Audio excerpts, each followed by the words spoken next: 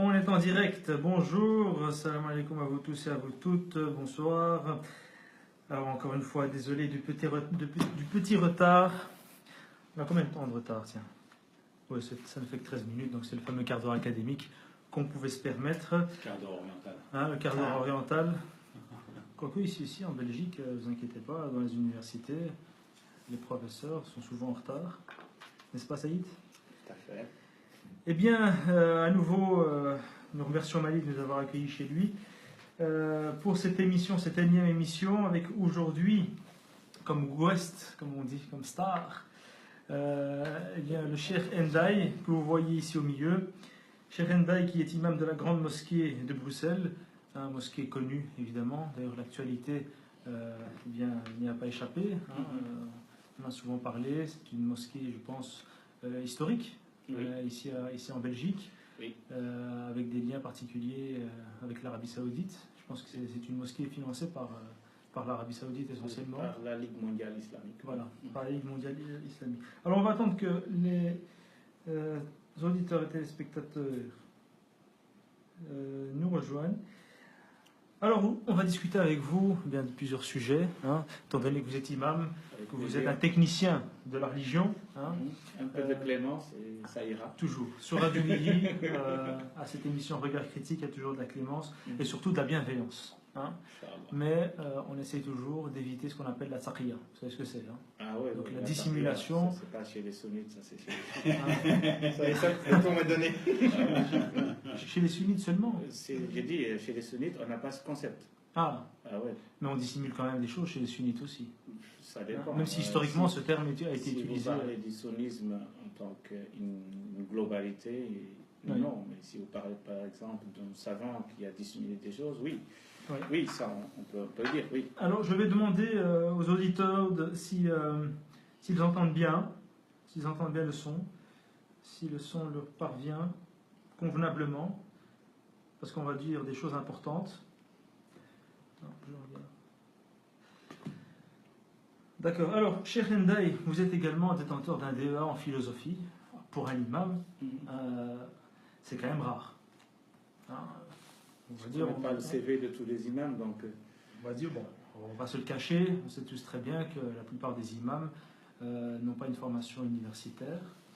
En tout cas, dans une université occidentale. Ils peuvent venir, par exemple, de l'Azhar, que vous êtes aussi. Vous êtes un Azharite, oui, hein, de la prestigieuse université au Caire. Oui. Hein. Alors, on va encore attendre un petit peu que les gens arrivent. Alors, vous êtes les bienvenus pour poser vos questions. Alors, le son. On va essayer de parler un peu fort. Hein. On va essayer de parler un peu fort. Il faut augmenter le volume. Ouais. Voilà. Donc, avec nous, évidemment, pour animer cette émission, à ma droite, Mali Hossein-Pour, que je ne présente plus, et également à la gauche, Saïd Derwish, hein, hypnothérapeute, hein, et qui nous fait le plaisir d'assister à cette émission. Voilà. Alors, Cheikh Ndiaye, justement, je parlais des titres pour les imams, en tout cas de leur formation. Parce que souvent, on entend des imams dire un peu tout et n'importe quoi aujourd'hui, hein, et ça se sait sur Internet, hein, c'est relayé constamment, et cela eh bien, peut poser problème justement quant à la crédibilité des religieux, hein, et à l'amalgame qui pourrait être fait justement par rapport à vous qui êtes formé, hein, qui avez fait l'université, qui avait cette double science entre guillemets, la science traditionnelle et la science profane. Je pense notamment à un imam en France, hein, dénommé Rachid Abou Hudeifa, qui vient s'inscrire à la faculté d'ailleurs, je crois, hein, dernièrement, après tout ce tapage qu'il y a eu en France dernièrement. C'est quelqu'un qui a fait énormément de vidéos, énormément de cours, etc. C'est pas le seul. Et lorsqu'ils sont un peu acculés par l'actualité, ils disent écoutez, bon, moi je me retire, de toute façon j'ai pas de formation particulière, je m'excuse, et ils reviennent sur leurs propos après avoir fait du mal. Hein. C'est une personne notamment qui est connue pour avoir dit que ceux qui écoutent de la musique allaient être changés en singes et en porcs, et l'urine de chameau peut être consommée sans aucun souci. Enfin bon, bref. Des choses de cet acabit-là qui font passer les musulmans pour des clowns. Exactement. Oui. Voilà, alors moi je me pose la question avant tout, c'est pour vous, est-ce que tout le monde, n'importe qui peut être imam? Ou est-ce qu'il faut une certaine formation? Si oui, laquelle? Oui, effectivement, parce que là, comme vous savez, ici en Occident, moi j'ai découvert ce concept d'imam ici. Vous pouvez parler un peu plus fort oui, comme ça? J'ai découvert ce concept d'imam tel qu'on le comprend ici. C'est le théologien. Pour moi, quand on dit imam ici, c'est celui qui dirige la prière, qui fait le sermon du vendredi et qui répond aux questions des fidèles à la mosquée, etc., qui a une belle voix, voilà, qui représente en quelque sorte les musulmans. Voilà, donc ça c'est une définition sociologique ici en Occident, ou bien en Belgique, France, ces pays qu'on connaît maintenant avec beaucoup d'imams comme ça. Mais quand on parle de la notion d'imam ou d'imama, historiquement dans la théologie c'est autre chose. C'est soit le dirigeant, parce que comme vous le savez à l'époque, juste après la mort du prophète sallallahu alayhi wa sallam, on n'a jamais parlé de khilafa, on a parlé d'imama, c'est-à-dire celui qui va diriger la communauté. Donc l'imam c'était l'homme compétent, l'homme qui a les qualités, etc., pour diriger donc toute une communauté. Donc c'était pas simplement celui qui dirige la prière. Et puis tout récemment, ou bien quelques années, on a trouvé que maintenant l'imam c'est celui, c'est le théologien. L'imam c'est le théologien. L'imam c'est celui qui répond aux questions. L'imam c'est celui qui dirige la prière. C'est lui qui donne des fatwas. C'est lui qui voilà, donc qui est un superman, qui est un superman aujourd'hui et qui est capable de répondre à toutes les questions, alors qu'il n'a pas été formé pour ça. La quasi-totalité des imams aujourd'hui, je veux dire, ils doivent même pas se trouver en Belgique, je veux dire, pour enseigner. Malheureusement, c'est eux qui sont mis. Donc pour vous, les imams n'ont rien à faire. La plupart des imams n'ont rien à faire. Rien à faire ici, parce qu'il y a la langue déjà. Voilà, s'ils sont venus ici pour enseigner l'islam, alors qu'ils ne connaissent pas l'histoire, ils ne connaissent pas notre réalité, ils ne connaissent pas ce qui se passe dans ce pays-là, ils ne savent même pas comment donner une fatwa à une personne dans sa réalité, dans sa condition sociale, etc. Je pense qu'ils vont causer plus de malheur que de bonheur pour la société. Et comment ça se fait que les formations traditionnelles, on n'y inclut pas justement les sciences profanes? Parce que vous venez d'Al-Azhar. Oui, Al-Azhar. Est-ce que vous avez été formé aux sciences profanes? Ah oui, Al-Azhar, on a étudié la philosophie, on a étudié la sociologie, on a étudié même l'anthropologie à Al-Azhar, comme vous le savez. Même, c'est pas dans toutes les facultés. Bon, si vous êtes, par exemple, dans la faculté de Usuluddin, parce que ce sont des théologiens. Donc, Usuluddin, c'est ce qu'on appelle théologie, faculté de théologie. Donc, on est préparé pour débattre. On étudiait même la Bible, on étudiait l'Ancien Testament, le Nouveau Testament. Tout ça, je l'ai étudié à l'Azhar. Je l'ai pas étudié ici. Est-ce que vous l'avez étudié entre nous? Vous avez étudié tout ça scientifiquement, avec le recul? Oui, mais vous savez, l'Azhar, il y a aussi une touche qui n'est pas tout à fait académique. On est toujours dans cette vision de défendre l'islam, donc on n'est pas dans la neutralité totale. C'est une vision apologétique. Exactement. Et c'est pour cela que... Mais justement, parce qu'on a un peu du mal... Ça reste beaucoup de... Et c'est moi-même, je le dis, quand je suis arrivé à l'université Al-Azhar, à l'université de Liège, donc en Belgique, comme étudiant, 3e cycle, donc on m'a demandé de faire un exposé devant les professeurs. Et quand j'ai préparé mon exposé, pour moi, j'étais le meilleur. Donc, je me suis donné, j'ai vraiment parlé de la philosophie, etc. Et quand j'ai terminé, le professeur, il m'a appelé, il m'a dit, Monsieur Ndiaye, vous avez une tête bien pleine, mais elle n'est pas bien faite. Ça veut dire quoi? Ça veut dire que je mémorise beaucoup de choses. Oui, on m'a éduqué comme ça, on m'a enseigné comme ça, de mémoriser. Parfois même sans comprendre beaucoup de choses. Sans les critiques, ce que j'ai étudié. Donc là, j'ai appris autre chose. J'ai appris la méthodologie, j'ai appris les critiques dans le texte, une certaine distance avec le texte, etc. Tout ça, je l'ai étudié à l'université. Donc on n'apprend pas dans les sciences traditionnelles, notamment à l'Azhar, qui est quand même une des meilleures universités traditionnelles dans le monde musulman. Je crois qu'ils se partagent il se partage le morceau avec Médine, je crois. Azhar est beaucoup plus, je veux dire, critique qu'à Médine, parce qu'à Médine, moi je me rappelle, en 1993, j'avais mon programme, je veux dire, académique, j'avais un livre de philosophie, donc ça faisait partie de mon programme, on me l'a retiré à l'aéroport. Vous comprenez? En Arabie, en arrivant là-bas, on vous retire un livre de philosophie. Oui, en philosophie, on me l'a retiré. Et pourquoi? Les motifs? Parce qu'ils ont dit que c'est des livres qu'on ne peut pas enseigner, c'est haram. C'est du kufr. Oui, exactement, si vous voulez.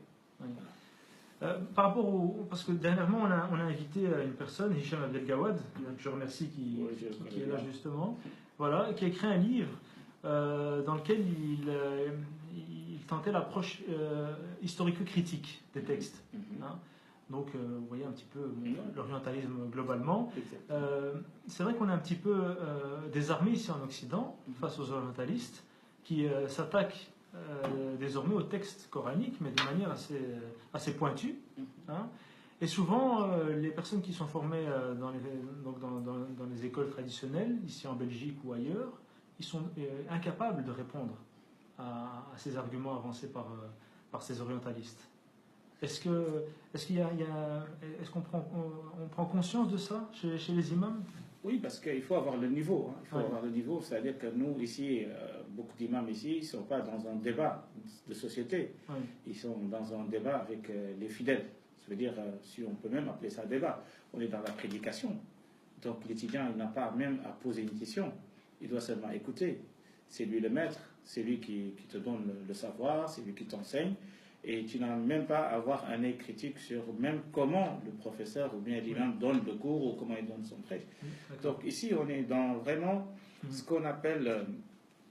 il n'y a pas de ce qu'on appelle l'interactivité. Donc entre professeur et étudiant, ici c'est seulement le maître qui parle et les autres qui doivent écouter, qui doivent comprendre. Et c'est comme ça.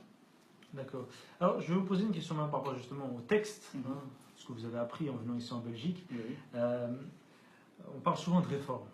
D'ailleurs, vous êtes invité, vous avez vu, on peut le voir sur YouTube, dans des conférences ou dans des grandes manifestations, des congrès, des colloques, où on parle de réforme de l'islam. Mais justement par rapport au texte, est-ce qu'il est possible de réformer l'islam, ou en tout cas de répondre aux questions modernes que nous pose la modernité, en se référant constamment au texte? Mais oui, effectivement, pour nous, en tout cas, la vision sunnite de l'islam, c'est qu'on a un texte. Le texte, il est figé, le texte, il est comme il est, donc c'est notre rapport au texte, c'est la compréhension. Avant tout, je vous ai juste dit pour nous sunnites. Oui. Pourquoi ce parti pris? Oui, pourquoi? Parce que de toute façon, chaque personne, on ne peut pas prétendre être neutre dans tout. Donc voilà, il faut... Mais la perspective académique le demande quand même. Pardon? La perspective académique. Oui, ça c'est mon choix. Ça veut dire que quand je suis devant mes étudiants, je suis en train de donner un cours, là je ne vais pas me dire que je suis sunnite ou je suis autre. Vous comprenez? Donc là, moi je parle de moi-même, ma vision, je suis convaincu de la vision sunnite, donc de l'islam, parmi tous les courants qui existent. Et même si j'ai un œil aussi critique sur le sunnisme, ça ne veut pas dire que je prends tout le sunnisme aveuglement.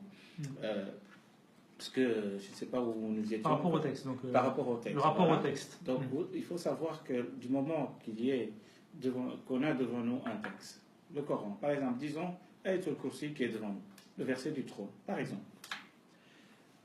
Comment je lis ce verset? Je suis en train de lire la parole de Dieu. Mais quand moi j'essaie d'appliquer ce texte, je ne suis plus dans la parole de Dieu.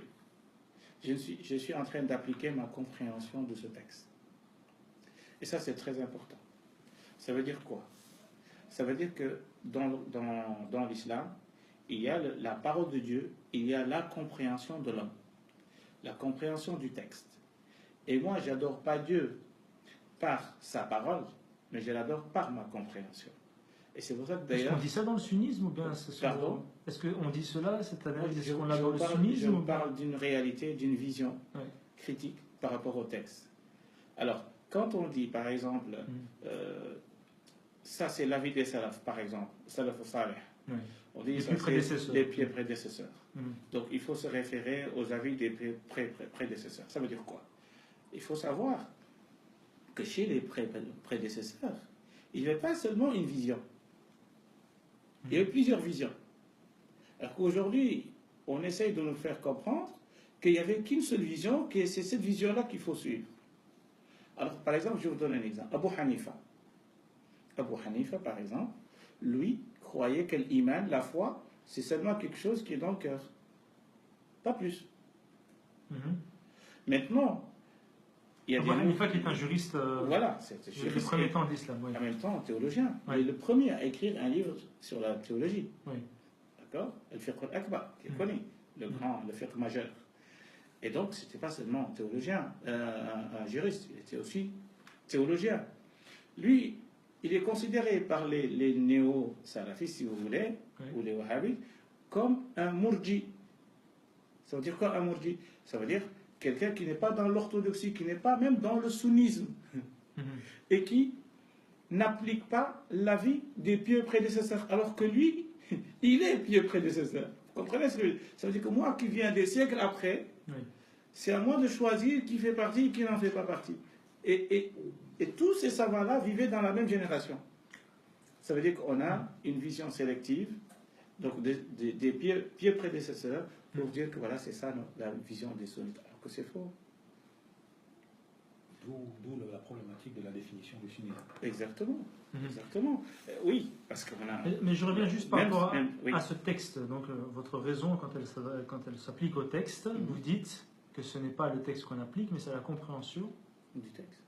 Du texte qu'on applique. Oui. Mais finalement... Ma compréhension, ça veut dire... Ce que j'ai envie de dire, c'est une compréhension humaine. Oui. C'est ça que j'ai envie de dire.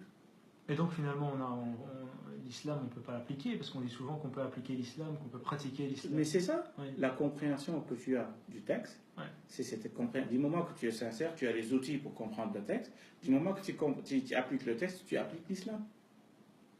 C'est ce qu'on appelle ijtihad. Oui. Mais je ne comprends plus, parce que là, on parle d'interprétation ou d'application du texte. Les termes sont importants. Parce que il n'y a pas l'art pour l'art dans l'islam. Oui. Donc, quand il y a un texte, tu dois le comprendre et le pratiquer. C'est tout. Oui. S'il y a moyen de le pratiquer. Oui. Ben, je vais par exemple prendre un texte au hasard. Oui. Je prends un texte au hasard que j'ai par exemple dans un livre ici. Alors, qu'est-ce que je pourrais prendre? Allah aime ceux qui font la guerre pour sa cause. Inna Allah yuhibbu alladhina yuqatiluna fi sabilihi. Bon, voilà. Waqatilu fi sabilillah. Et faites la guerre pour la cause de Dieu. Bon, qu'est-ce que je peux comprendre là-dedans? Et qu'est-ce que je peux interpréter au-delà de faire la guerre pour la cause de Dieu? Pour moi, cette traduction, elle est mauvaise. Oui. Parce que le mot yuqatilu, ça ne veut pas dire faire la guerre. Ça veut dire faire un effort. Qatala et qatala, c'est deux choses différentes. Qatala, c'est tuer. Qatala, c'est faire un effort avec quelqu'un. Ça veut dire épuiser. Les exégèses vont dans le sens de certaines violences. C'est ce que je suis en train de vous dire. S'il faut réformer le mot que vous avez utilisé tout à l'heure, il faut réformer la compréhension des hommes à travers l'histoire. Mais le texte en tant que tel, je pense qu'il est encore compatible à notre contexte aujourd'hui. Ce qu'il faut réformer, c'est la compréhension. Comme disait Jalaluddin Rumi, il faut lire le texte comme si il descend sur toi. D'accord. Par rapport à, justement, Mali, qu'est-ce que tu pourrais dire justement par rapport à ce que dit... En fait, ici, c'est toute la problématique, en tout cas, de ce que moi je comprends, c'est toute la problématique de la définition des choses. C'est-à-dire, lorsque Cheikh Enda ici parle du sunnisme, on va avoir un problème. Si on prend la compréhension de Cheikh Hendaye, alors à ce moment-là, Cheikh Hendaye définit le sunnisme d'une certaine manière qui n'est pas définie de la même manière, par exemple, par le courant salafiste ou wahhabite, qui va définir le sunnisme en disant que l'incarnation du vrai, c'est le texte. Or ici, Cheikh Hendaye introduit un élément qui, on va dire, probablement est issu de sa formation philosophique, qui est de dire qu'il y a une séparation claire et nette entre ce qu'on appelle la parole divine et la compréhension de la parole divine. Le problème, c'est que si on prend cette explication de Cheikh Hendaye au mot, il n'y a plus de texte divin, puisqu'en fait, tout devient humain. Oui. Même s'il y a un texte divin, il est relatif dans l'absolu, puisqu'en fait, toute lecture humaine devient humaine par définition. Or, si elle devient humaine par définition, elle devient relative par définition. Et là, à l'intérieur même du sunnisme, il faut quand même noter qu'il y a des divergences par rapport à cela. Par exemple, certains courants dans le sunnisme réfutent cette compréhension où en fait on sépare la compréhension humaine et le texte, puisque pour eux, le texte est l'incarnation de la vérité. Donc lire le texte et lire la vérité. Donc le fait que le cheikh ici scinde les deux, moi, me fait beaucoup plaisir, puisque elle ouvre un pan entier de possibilités de pouvoir éventuellement avancer dans certaines directions qui sont liées à des réformes qui ne sont pas possibles à partir du moment où on prend en considération le fait que le texte en tant que tel est l'incarnation de la vérité et qu'on ne fait plus de séparation entre l'esprit humain qui lit le texte et le texte. Et c'est toute la problématique, on va dire, de la définition de ce qu'on appelle sunnisme. Puisque pour moi, la définition de Cheikh Hendaye, ce n'est pas le sunnisme orthodoxe, par exemple, de type salafiste. Ce n'est pas en tout cas le cas. Même les frères musulmans, en grande partie, ne disent pas nécessairement ce que dit Cheikh Hendaye ici. Enfin, je fais quand même une petite remarque. Oui, ce que j'ai dit, je confirme ce que vous dites. Ce n'est pas la vision wahhabite ni la vision salafiste. Parce que wahhabisme et salafisme sont nés quand? Sont récents. Moi, je parle de la vision sunnite globale depuis l'aube des temps.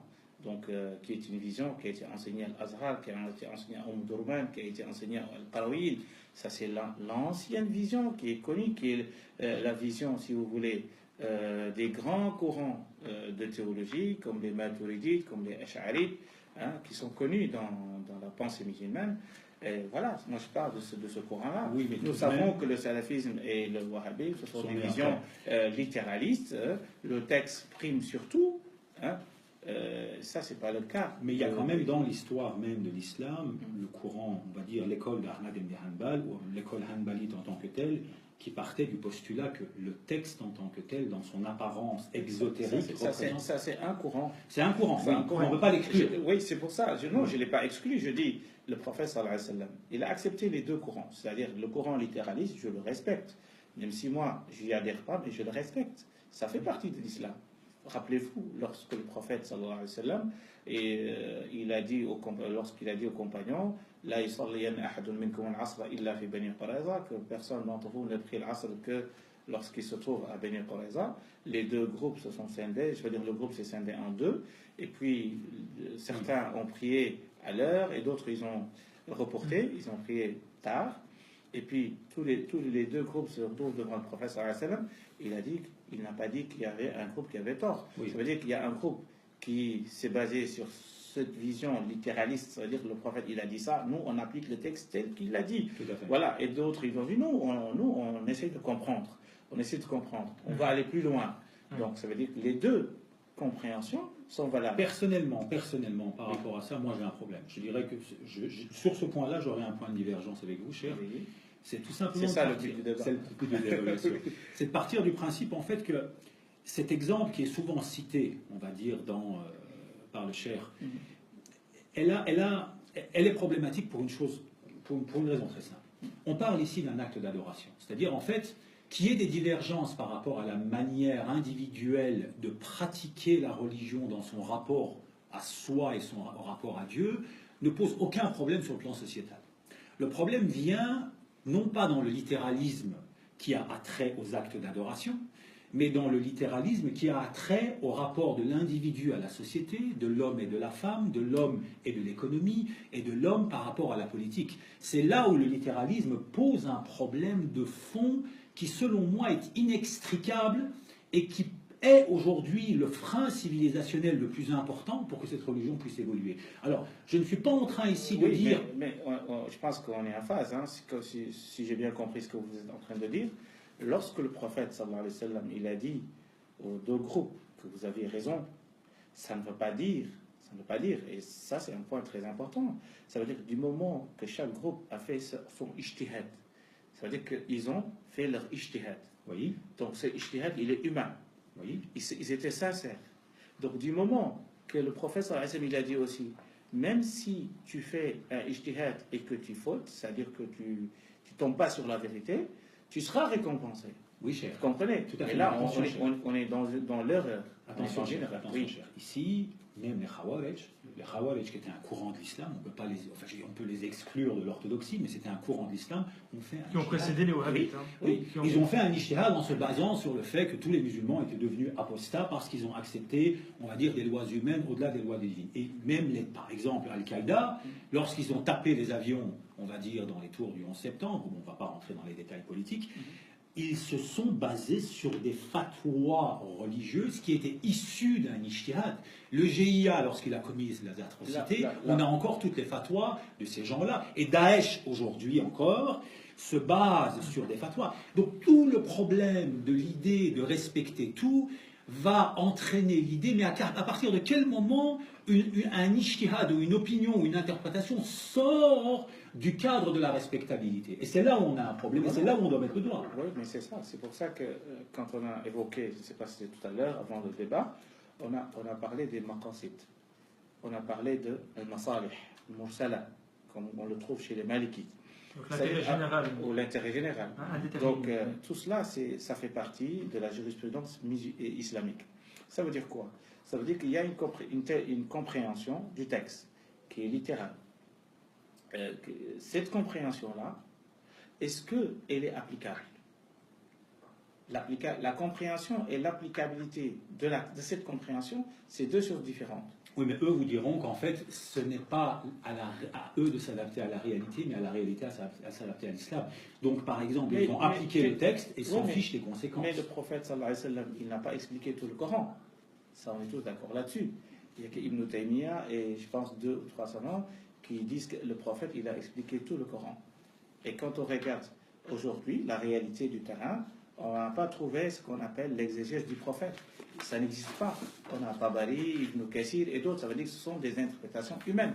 Ce sont des hommes qui ne sont pas... Je suis parfaitement d'accord avec vous. Comprenez ce que je suis en train de vous dire. Et donc, le résultat est là. C'est que la compréhension qu'on a de l'islam, ou de la globalité, de la généralité des textes, ce sont des compréhensions humaines. Et ces personnes-là, ou ces humains-là, ne sont pas impeccables. Mais elles ne sont pas toutes respectables, toutes ces interprétations. Ah non, c'est pour ça que je vous ai dit tout à l'heure, il faut réformer la théologie. Il faut réformer la théologie. C'est pas le Coran qu'il faut réformer. J'ai fait même une vidéo là-dessus. Faut-il réformer le Coran? Je vais le voir sur YouTube. Donc, est-ce que c'est le Coran qu'il faut réformer ou bien la compréhension des hommes? Parce que nous, aujourd'hui, notre problème majeur, c'est quoi? C'est qu'on a sacralisé la compréhension des hommes, qui ne sont pas infaillibles. Et c'est ça notre problème aujourd'hui. Le Coran doit être encore réinterprété aujourd'hui, selon notre contexte, avec un œil nouveau. Je veux dire, avec Mais c'est quoi cet œil nouveau? Parce que souvent, on le dit souvent, c'est un effet d'annonce. J'ai l'impression que c'est un effet d'annonce. C'est très beau de le dire, oui. Mais ça fait quand même pas mal de temps maintenant que cette proposition elle est lettre morte. Oui, mais donc moi je me pose la question des outils. Vous savez, Abu Hanifa, oui. Il est mort en 150 de l'Hégire. Oui. Qu'est-ce qu'il nous disait par rapport aux autres écoles? Il nous disait on n'adore pas Dieu avec les mots. On n'adore pas Dieu avec les mots. On adore Dieu par une compréhension. Ça veut dire quoi? Ça veut dire que pour Abu Hanifa, pour commencer la prière, tu peux ne pas dire Allahu Akbar. Tu peux dire Allahu A'la. Dieu est sublime. Du moment que ça va dans le même sens de la compréhension, parce que le Coran en tant que tel, les hadiths en tant que tels, ne sont pas applicables dans leur, disons, dans leur sens littéral. Et c'est ça qui est important, c'est cette fenêtre qu'Abu Hanifa a ouverte et qui nous laisse... à l'époque d'Abu Hanifa, les textes n'étaient pas encore répandus. C'était l'un des tout premiers imams juristes. Oui. Et par rapport aux autres juristes qui sont venus par après, non, parce que qui ont critiqué Abu Hanifa. Oui, mais Abu Hanifa, il reste quoi? Comme c'est un choix que vous faites dans le patrimoine. Non, mais oui, mais c'est ce qu'il faut faire. Aujourd'hui, on a tout un patrimoine. Et comment échapper à l'idéologie? On va voir. Comment échapper à cette idéologie, justement, cher? Oui, mais parce que là, aujourd'hui, si on regarde ceux qui suivent Abu Hanifa, c'est la majorité de la Oumma. C'est toute l'Asie. Plus de musulmans qui suivent Abu Hanifa, qui suivent Malik et Shafi'i et d'autres. Oui, de manière inconsciente peut-être, mais ce n'est pas un argument, je veux dire, dans la méthodologie. Non, pour vous dire que cette vision-là, elle est encore valable jusqu'à aujourd'hui. Elle est applicable, elle est appliquée même. Et pourquoi nous, qui sommes, surtout, moi je le dis souvent, nous sommes en Occident. On vit dans un contexte qui ressemble plus au contexte d'Abu Hanifa. Oui. Pourquoi moi je suis venu du Maroc, je dois conserver mon malikisme ici.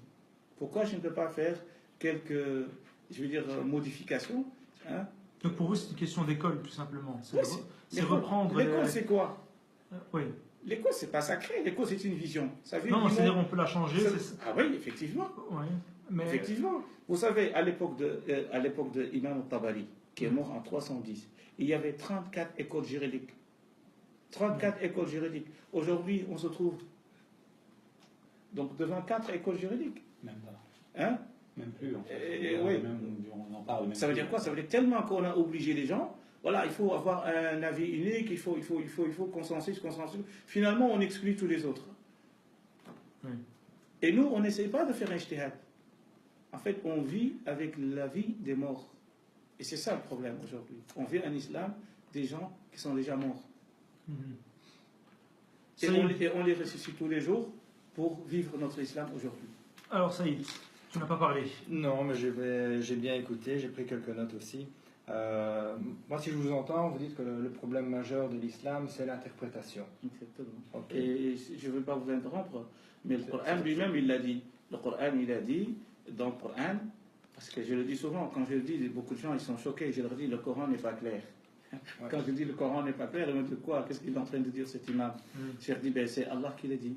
Il a dit, هو الذي أنزل عليك القرآن هو الذي أنزل عليك القرآن استغفر الله هو الذي أنزل عليك القرآن منه آيات محكمات هن أم الكتاب وأخر متشابهات هو الذي أنزل عليك الكتاب. La question des versets ambigus. Voilà, oui. Des versets ambigus et les versets qui sont équivoques et clairs.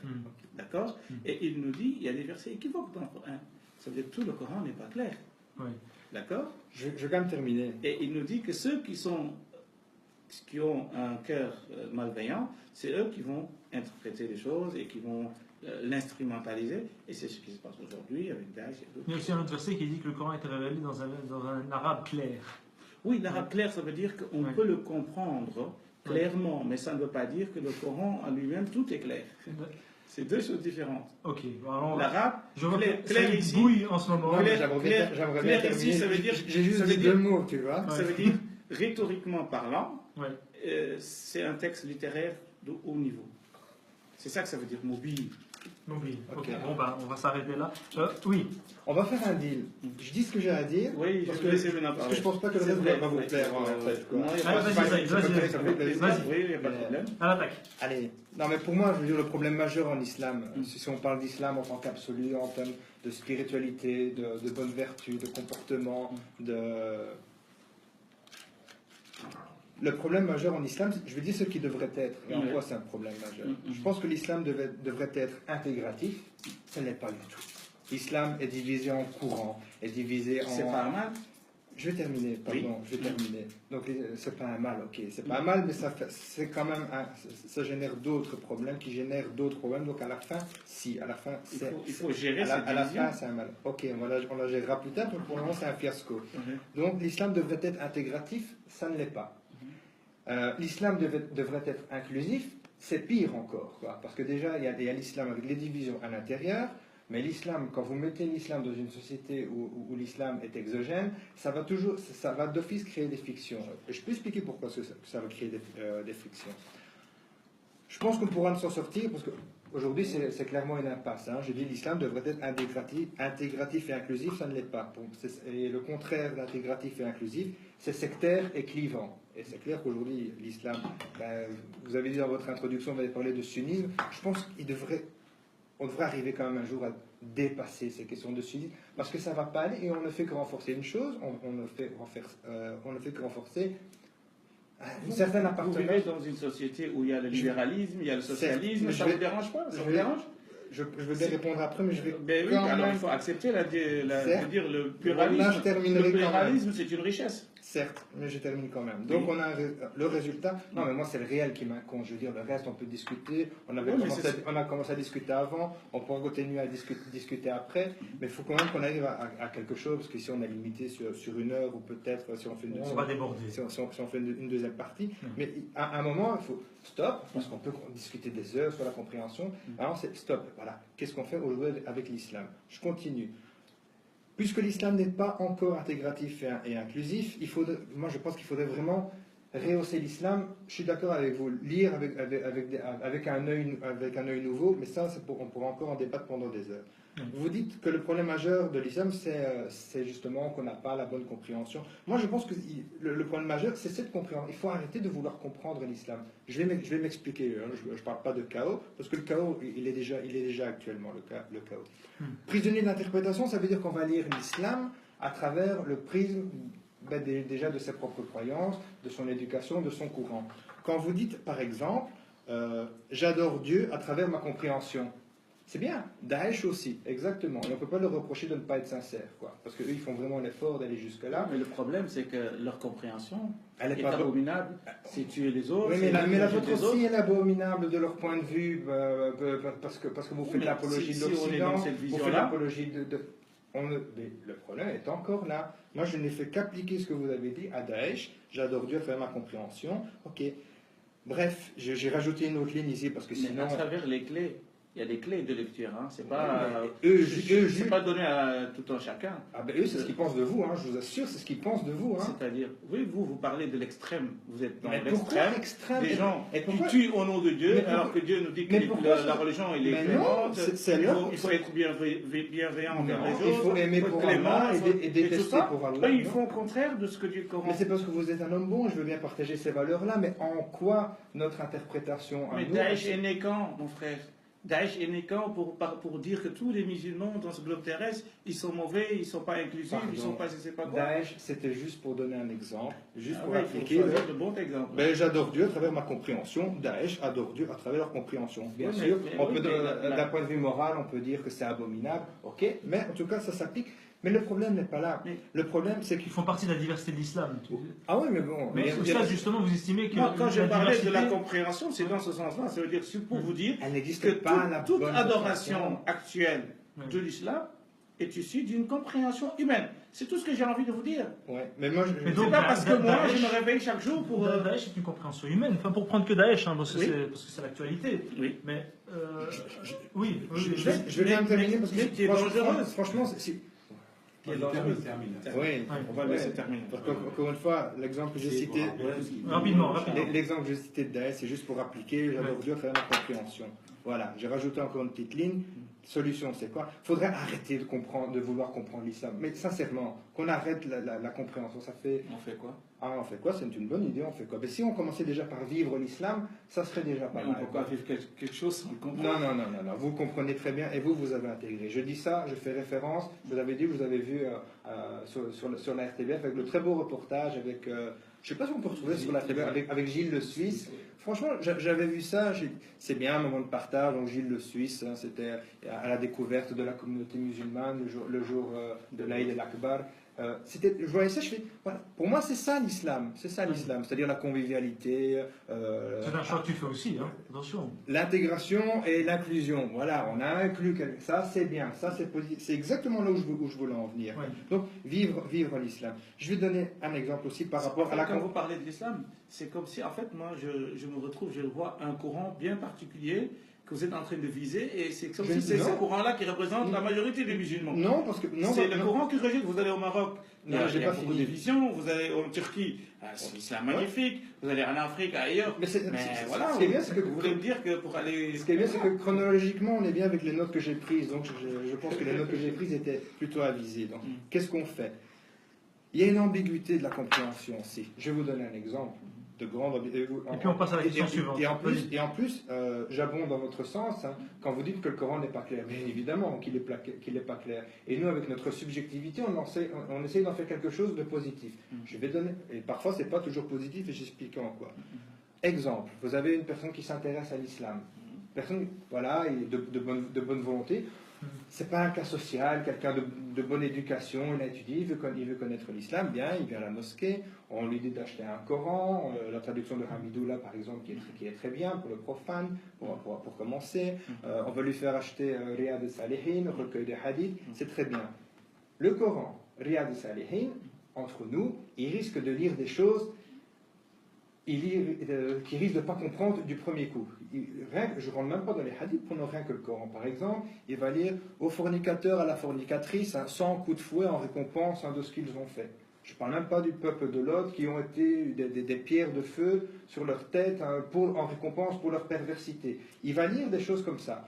Ok, là, il va prendre un certain recul. Et puis, il va lire d'autres choses.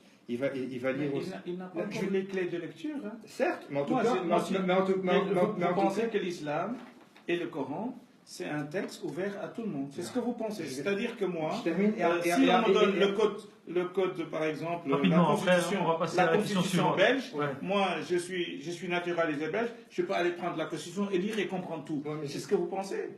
Mais non, j'ai besoin de consulter un juriste pour comprendre la Constitution, qu'est-ce qu'il dit, etc.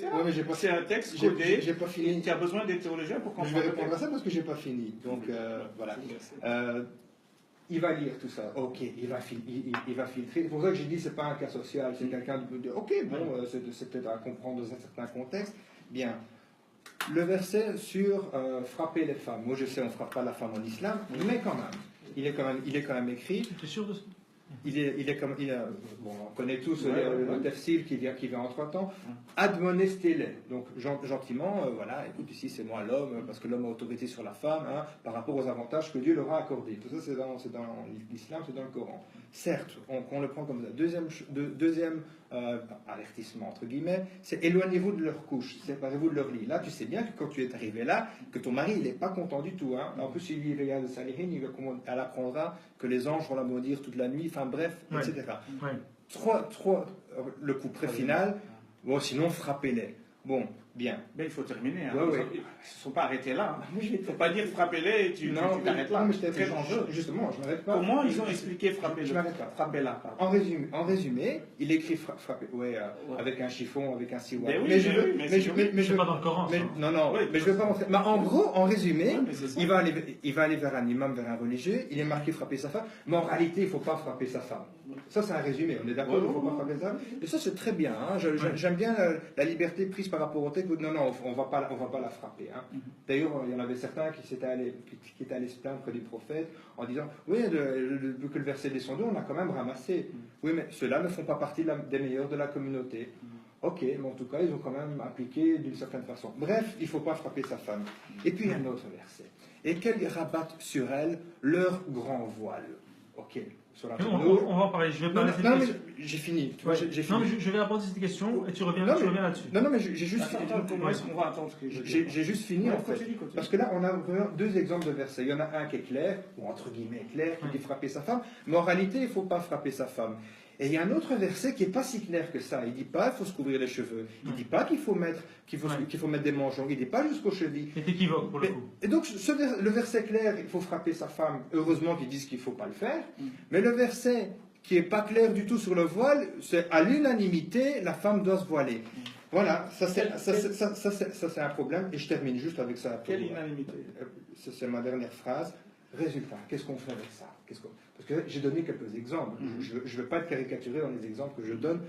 Merci de ne pas me faire ce procès-là. J'ai juste donné quelques exemples avec le temps que j'avais pour le dire. Mais en gros, voilà, on est entre gens de bonne volonté ici. Il y a plein de gens de bonne volonté qui nous écoutent et d'autres qui aimeraient nous entendre aussi.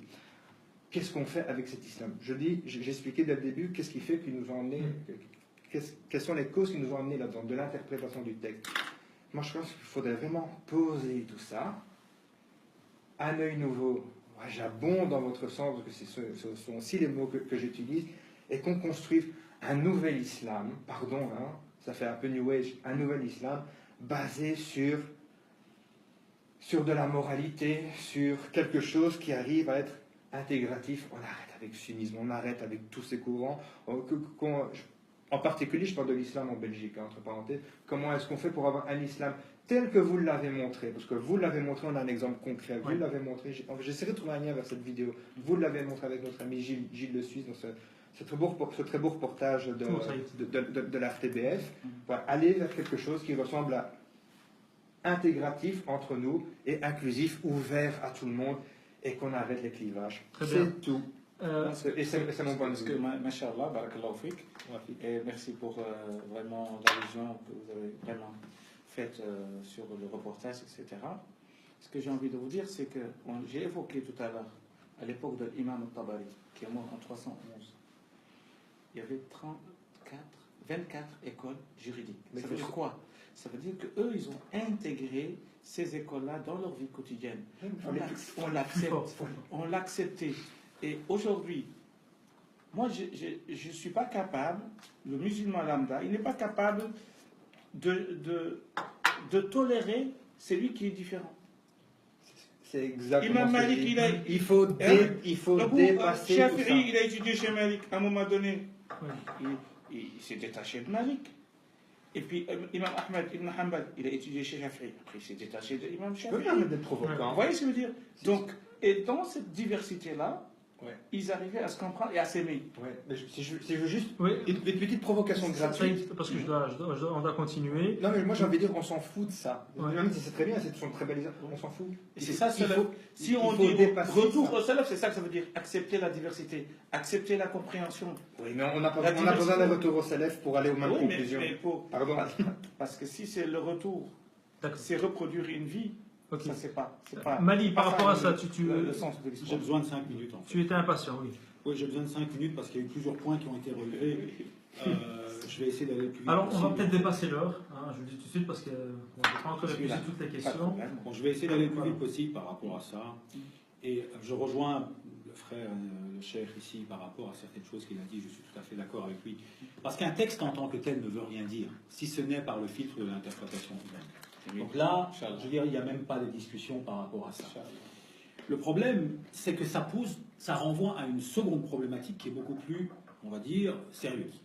S'il n'y a pas de texte qui veut dire quelque chose, sinon par le filtre de l'interprétation humaine, la conséquence, c'est le problème de l'autorité. S'il n'y a pas d'autorité et que le texte en tant que tel ne veut rien dire, sinon par le filtre de l'interprétation humaine, on se retrouve dans une problématique qui est de dire qui dit ce que l'islam dit. Qu'est-ce qu'il dit? C'est-à-dire, s'il n'y a aucune autorité et s'il n'y a aucune interprétation qui en soi est hiérarchiquement plus supérieure à l'autre, on se retrouve dans ce qu'on appelle le chaos le plus total. Parce que tout le monde peut dire l'islam dit, et tout cela sont des interprétations. Donc, se pose la question de l'autorité.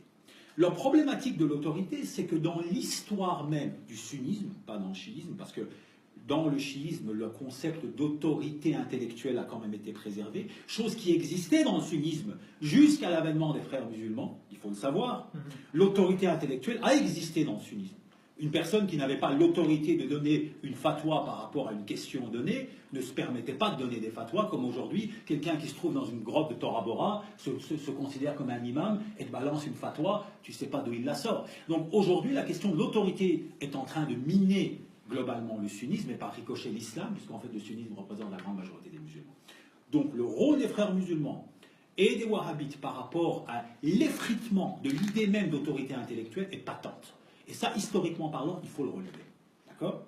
Et ça n'a pas été une réalité tout le temps dans l'histoire. Cette autorité intellectuelle a existé dans le sunnisme. D'accord? Ça, c'est la deuxième chose. Dans quel sens, quand vous dites que ça existait? Ça a existé, ça veut dire qu'avant les frères musulmans, ce qu'on a appelé les savants du pouvoir avaient reçu des ijazas et se permettaient donc d'émettre des fatwas par rapport à des formations claires et précises qu'ils avaient reçues, alors qu'aujourd'hui, ces formations ne sont plus requises dans le monde musulman pour balancer des fatwas. On se retrouve avec des gens qui n'ont aucune formation religieuse, qui lancent des avis juridiques sans avoir une formation claire, nette et solide dans le domaine dans lequel ils lancent leurs fatwas. Alors qu'à l'époque, ce n'était pas possible.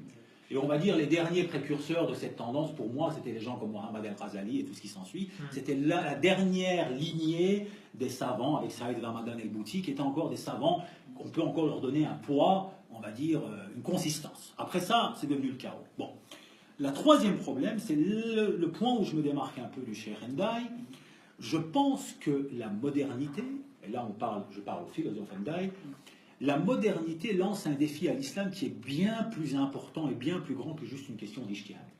Parce que l'ijtihad, ce sont des outils qui permettent d'interpréter le texte. Or, la modernité, c'est une vision philosophique englobante qui parle de l'individu, de l'économie, de la politique et du rapport à l'existence et d'une vision même du cosmos.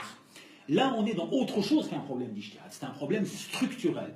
Ce n'est pas avec de l'ijtihad qu'on peut régler des problèmes de type structurel qui posent un défi aussi grand à l'islam. Un exemple, c'est quoi? Mais par exemple, la définition même de l'individu. Par exemple, la manière dont la modernité définit l'individu n'est plus du tout un individu décentralisé, intégré dans un... Quand vous dites la modernité, qui représente la modernité? L'histoire même du libéralisme. Le libéralisme, le libéralisme, c'est un courant. C'est un courant, mais qui est devenu une norme aujourd'hui. Et c'est elle qui questionne l'islam. Non, on a imposé à la grande majorité une vision, oui, que nous, musulmans, on n'accepte pas cette vision. Non, je suis d'accord avec vous. On a une vision. Oui, Notre vision, elle est claire. C'est une vision définie par l'islam. Nous aspirons à cette vision-là et nous aimerions, je vais dire, appliquer cette vision-là. Je ne suis pas tout à fait sûr, cher Henry, quand vous dites la modernité, ça veut dire que nous faisons de la modernité. Nous faisons partie de la modernité. En fait, la seule chose que la modernité, ce n'est pas l'apanage d'un peuple. La modernité, c'est un travail collectif qui a débuté depuis l'aube de l'histoire jusqu'à aujourd'hui. Tous les humains sur Terre ont participé à cette modernité. Si vous regardez aujourd'hui toutes les créations, les inventions, tout ce que vous voyez, peut-être même c'est venu des musulmans. Je ne suis pas en train de dire, attention, je ne suis pas en train de dire que cette modernité est un bien, cher. Oui. Je suis en train de dire que cette modernité a créé un état de fait et aujourd'hui la seule chose que je vois de la part des musulmans, c'est de faire des fatwas par rapport à des conséquences de cette modernité. Par exemple, on va faire une fatwa par rapport à l'insémination in vitro, aux nouvelles technologies. Ça c'est un problème. C'est-à-dire que je ne vois pas aujourd'hui... C'est une problématique même. Oui. Pourquoi? Parce que vous savez, même avec la télévision, Internet, on se rappelle, nous tous, dans les années 79, 78, quand il y a eu la télévision, toutes les fatwas, haram. Oui. Internet, même le fait de voir Internet chez soi, c'est haram. Mais cher. Et au moment où le cheikh maintenant, pour sortir à la télé, il veut sortir pour donner sa conférence, il passe par Internet, maintenant c'est plus haram. Ça veut dire quoi? Par la modernité. Ça veut dire quoi? Ça veut dire quoi? Ça veut dire que ce cheikh-là, qui donnait cette fatwa, il n'était pas habilité à donner une fatwa sur quelque chose qu'il ne maîtrise pas. On ne maîtrise pas la modernité. C'est lui qui ne maîtrise pas la modernité. Les produits de la modernité ne doit pas donner une fatwa sur quelque chose. Et ça, c'est un principe pourtant dans le fiqh.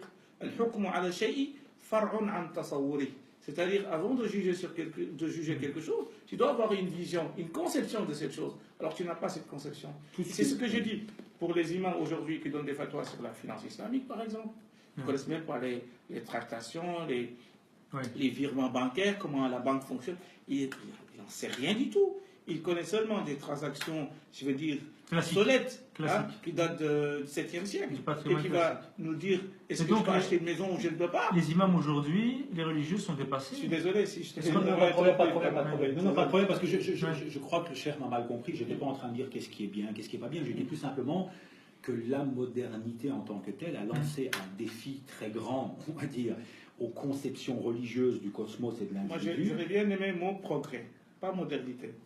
Oui, on va dire que moi j'aurais appelé ça le modernisme. C'est vrai qu'on peut discuter des termes. Oui. Mais pour moi, aujourd'hui, je dis que c'est un problème civilisationnel. Et un problème civilisationnel ne se règle pas uniquement à coup de juridique, en fait. C'est ça que je veux dire. Mais c'est pour ça qu'aujourd'hui, dans la plupart des cercles, je veux dire, de savants, on essaye d'inclure des médecins, des philosophes, des sociologues dans leurs fatwas. Parce que maintenant, on sait qu'on ne peut plus donner. Mais justement, ce n'est pas un problème de fatwa, c'est un problème de vision. C'est un problème de vision. Et pour moi, ce problème de vision, une des raisons de ce problème de vision, ce problème civilisationnel, c'est l'idée même que la solution se retrouve toujours dans un retour. Ça veut dire, à chaque fois, on entend l'orthodoxie, sunnite, je ne traite pas les autres, pas les mu'tazilites ou autres, essayer de revenir dans le passé pour dire le passé, c'était l'incarnation du bien, du beau et du vrai. Or, ce mouvement même du retour est la raison même du problème civilisationnel. Je ne dis pas que par définition, il faut accepter les thèses de la modernité, il faut les discuter, il faut les déconstruire. Mais c'est ça que je voulais dire. J'ai compris. même le retour, il y a deux sortes de retours, si vous voulez. Il y a le retour, ce qui est le fait de reproduire le passé. Ça, c'est le salafisme. Salafisme, ça veut dire quoi? On doit reproduire la vie du 7e siècle. Salaf, retour à cette vie, reproduire la même chose, faire la même chose. Alors, il y en a qui disent retour dans l'esprit critique, l'esprit de pluralité, l'esprit de compréhension, l'esprit de tolérance, qui était au 7e siècle. Oui, ça, on peut l'effectuer, ça peut nous servir aujourd'hui. Et c'est pour ça qu'on dit At-Turas masdaru iha wa laysa namuzajan nasiru alayh. C'est-à-dire que c'est un exemple sur lequel on peut s'inspirer, mais ce n'est pas un chemin à suivre, ce n'est pas un modèle à suivre. En tout cas, ici, ça pose la problématique de deux choses. C'est l'idée qu'on a cassé le concept même d'école, puisqu'en fait, quand le wahhabisme est arrivé, l'idée c'était de dire quoi? Le concept d'école, c'est quoi? Ce sont des outils méthodologiques que tu te donnes pour essayer de faire ce qu'on appelle en arabe istinbat al-ahkam, ça veut dire l'extraction de la loi religieuse. Or, l'extraction de la loi religieuse requiert des outils.